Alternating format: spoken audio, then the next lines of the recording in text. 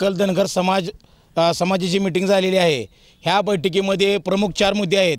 ह्यामध्ये पहिला मुद्दा आहे की ज्या आमच्या पुण्यश्लोक अहिल्यादेवी कन्याकुमारी ते काश्मीर हे त्याचं घाट बांधणी मंदिर बांधणी केले, पण आज पंढरपुरात येणाऱ्या आमच्या धनगर समाज बांधवांना किंवा बहुजन समाजातील बांधवांना राहण्याची जागी भक्तनिवास नाही।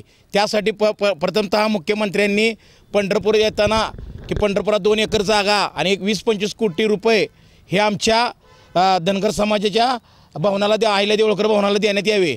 दुसरी गोष्ट अशी की आता आमच्या मराठा बांधवांना जो आपला अण्णासाहेब पाटील निधी मिळतो, तसाच आपल्या NT समाजातील आमच्या सर्व लोकांना 30 लाखापर्यंत मिळावा। कारण का आता आमच्या लोकांनी शेळी मेंढी पालन हेच करावं का?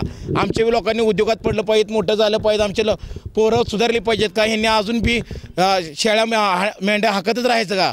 तरी मुख्यमंत्री साहेबांनी ह्याची दखल घेऊन आपण पुढच्या आषाढी वारीची एकादशी आहेत ह्या सगळ्या मागण्या मान्य करून द्याव्या आणि आपल्या हातून अहिल्याभावांचं भूमिपूजन व्हावं आणि आमच्या मागण्या